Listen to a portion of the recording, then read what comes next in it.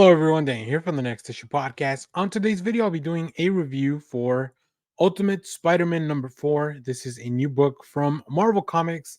Let's take a look at the creative team before we get into this book. This book is written by Jonathan Hickman with guest artist David Messina, colors by Matthew Wilson, letters by Corey Petit, and cover by the ongoing artist on the book, Marco Cicchetto. So here we have our first guest artist, and I think it is a very good spot to use a guest artist. They definitely pick somebody. Messina's art is stylistically very similar to Cicchetto, although they have their differences. So that's very cool, very interesting to see. Also, this issue is a lot different than the other ones narrative wise. Um, I will tell you this, it's a lot more slow paced, a lot more conversation driven. So we'll talk about that in a second. Let me give you a quick synopsis here. Who is the Green Goblin? In the last issue, we saw that both Peter and the Green Goblin met. So here we follow up on that.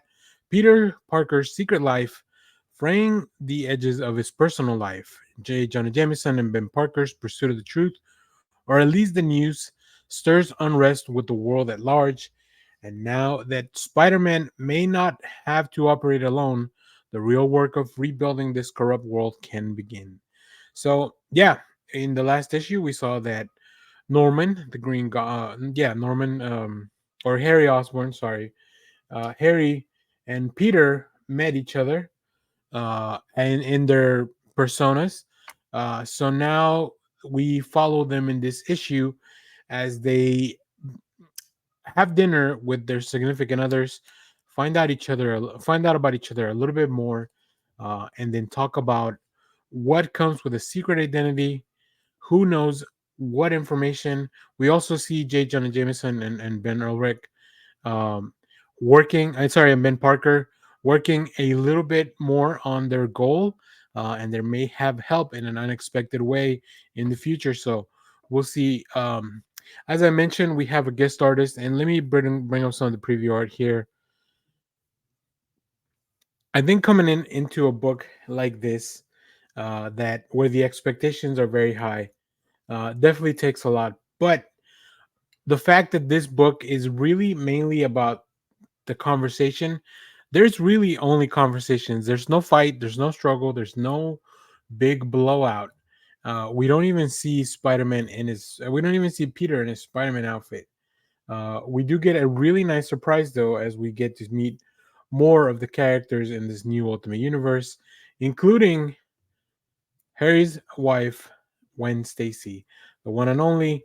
Now, in this world, she's very different from what we know from the 616 universe.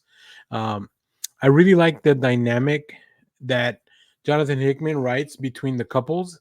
I think they're very well balanced couples. I think it's really interesting to see how they each have their own little nuances that they have to learn from each other. But I do love this aspect, this double date aspect of it. Reminds me very much of the Superman Batman double date issue, which it was just them kind of hanging out with their significant others, and that was just really fun. So, really, really great issue. I really enjoyed it. I like the way they're setting. I like the things that they're setting up. I like that Harry takes on a role this time around that as kind of a mentor and a guide for Peter, which is interesting because they're both contemporaries. So yeah, very cool. We do have a few mentions of his father and maybe some of the darker things that are happening at Oscorp. So overall, still very much enjoying this issue. This is one of the best comic books ongoing right now from any publisher. Really, definitely my favorite thing that's Marvel's putting out so far.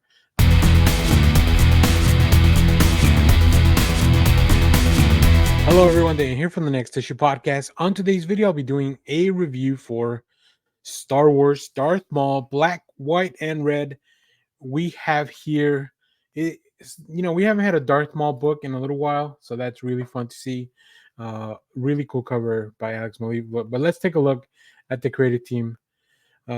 This story, Ghost Ship, is written by Benjamin Percy with art by Stefano Raphael, Raul Angulo on colors.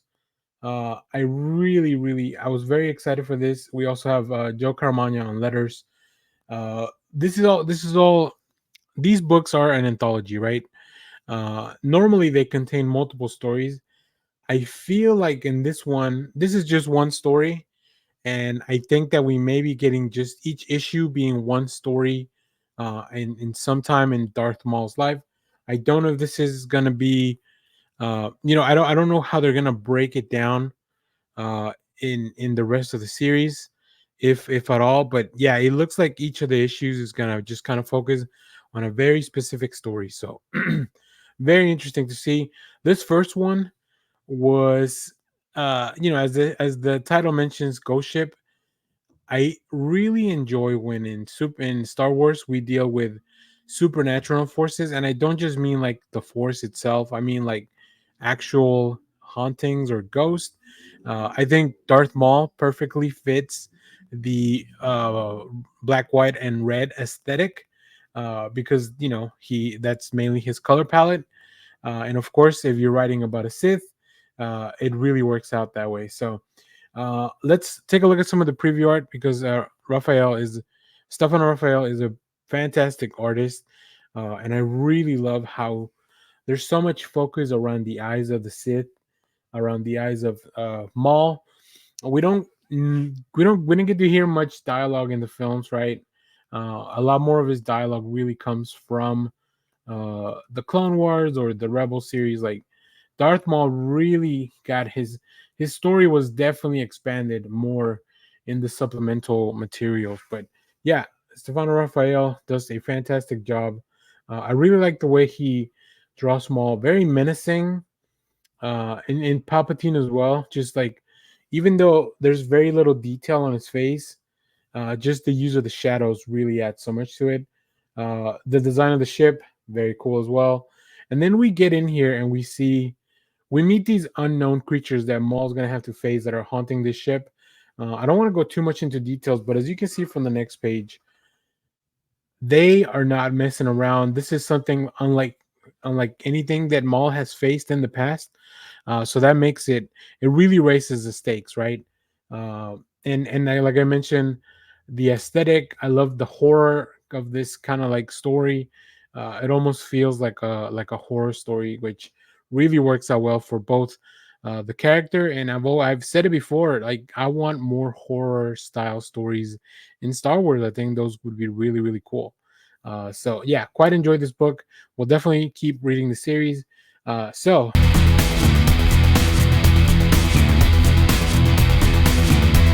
hello, everyone. Dan here from the Next Issue Podcast. On today's video, I'll be doing a review for Rise of the Powers of X #4. This is a new book from Marvel Comics. Let's take a look at the creative team here. This is written by Karen Gillan with art by R.B. Silva, David Curiel on colors, letters by Clayton Cowles, with a design by Tom Mueller and Jay Bowen, and plenty of covers, including a few connecting covers. You'll see some of those at the end of the video. So let's get into this book, because this book is insane, bananas, bonkers. Um, in this issue, who is Trader X? In the aftermath of the greatest betrayal in X Men history, the Quiet Council in exile must act. They have a plan. Can anyone or anything survive this experience? As the Krakoan Age barrels towards its conclusion, the two series that converge on one act will live in infamy. Um, yeah, so like we have seen a little bit of what happens here, right? We get the story, and I think this book is a bit of an example of how the X-Men plot lines can get a little bit convoluted, can get a little bit crossed, right? We've been following Charles Xavier, but because of other issues like Follow the House of X, we already knew about the betrayal. We already knew about Charles working with the Omega Sentinel, right? Uh, we also knew about the act that he commits here, that he shot Rachel Gray. So all those little reveals in a different issue take a little bit away from the impact on this one. So just on a standalone basis, it takes a little bit of the impact out of it. Now, when we're reading this collected, because this is probably going to be something that, like they collected the original Hoxpox, where you get both issues as they came out simultaneously, that'll probably be a little bit better and make an impact to the reader. Now, to Karen Gillan's credit, he understands that there is that the story, the reveal, everything that's happening, it's not hitting like it should. um so he just kind of goes all in on showing you all the gory details, and this is all portrayed beautifully by the art team, which we'll take a look at some of those issues in a second. So let's take a look at some of the art. And as I mentioned, just the art team just doing something fantastic. We see Xavier here and Rasputin and Rachel, who's just been shot, and now Xavier trying to bargain his way out of this. He makes a deal with Mother Righteous. If you haven't been reading all of Kieran Gillen's stuff, I think this is probably very difficult to get into and very convoluted. Um, I will say that this is not something that you could just kind of jump on in like cold, right? You definitely need a little bit more background. But RB Silva's art, RB Silva is one of my favorite artists from the Krakoan Age era, and I just really like his paneling, the character designs, even his facial expressions are very, very unique. So yeah, a lot of really cool and kind of messed up stuff happens in this issue. Um, I will say this issue just really brings home how far Xavier has gone for everything that he's doing, and how much he has kind of really abandoned all his humanity, right? And we see the repercussions of that. But yeah, this is crazy. As somebody that's deep into the X-Men stuff, I'm enjoying these books. But as a video and as a review, I do have to point out this would be very difficult to just get into if you don't have a lot of the incoming knowledge, and also especially if you already read that previous issue. um, you get a little bit of that. Some of those reveals that have already happened. So like, you're here more to fill out the consequences of it. So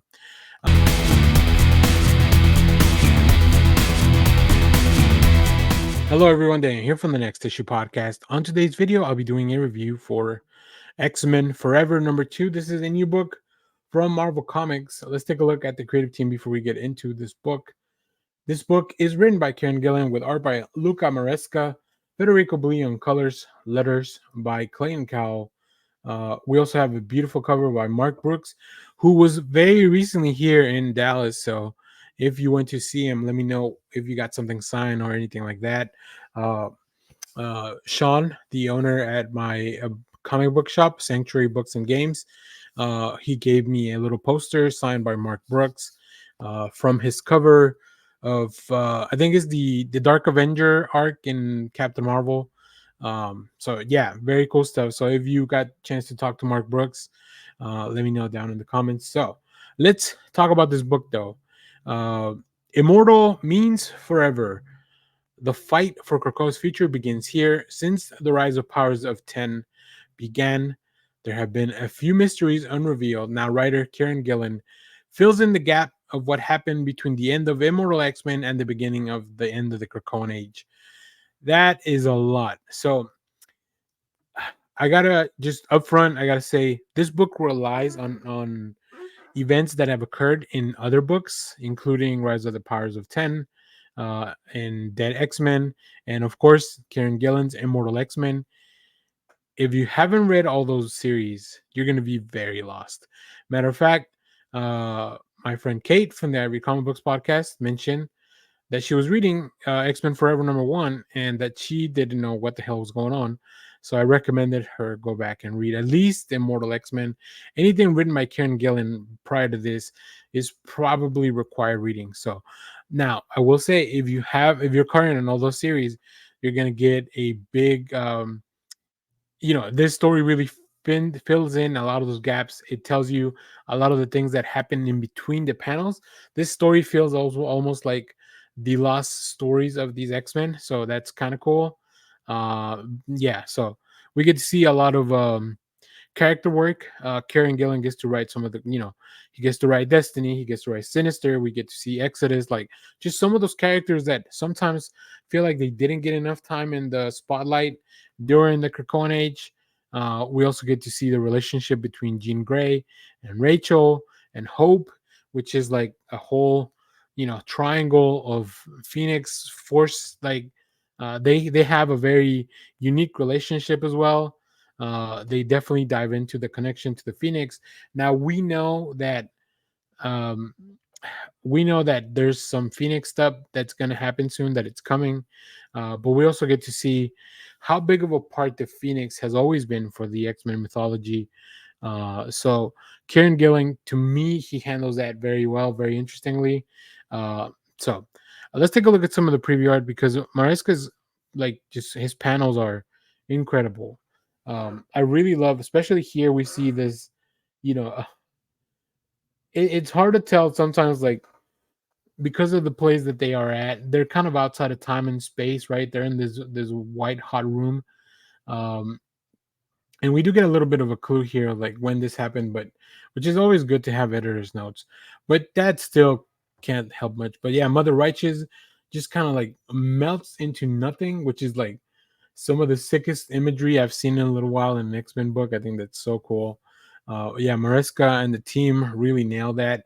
And then here we get to see a few resurrections. So that means that the five are still running around, bringing some mutants back, including Sinister. Now, why would you bring Sinister back? Of course, we'll have to, just figure that out in the next few, and in the other series as well. But yeah, this is so interesting. Such a cool take on this. And like I said, it is a lot. This is not entry level X-Men, and I think that's part of what's making the Krakoan Age come to an end very soon. That Marvel and the editorial team understands that they need to have X-Men that are not wrapped up in, once again, 5 years of history, or however long the Krakoan Age has been going on. So, yeah, really cool stuff. Very, very cool covers at the end of the video. So stay tuned for that. But if you have read this, let me know what you thought about him about this issue down in the comments.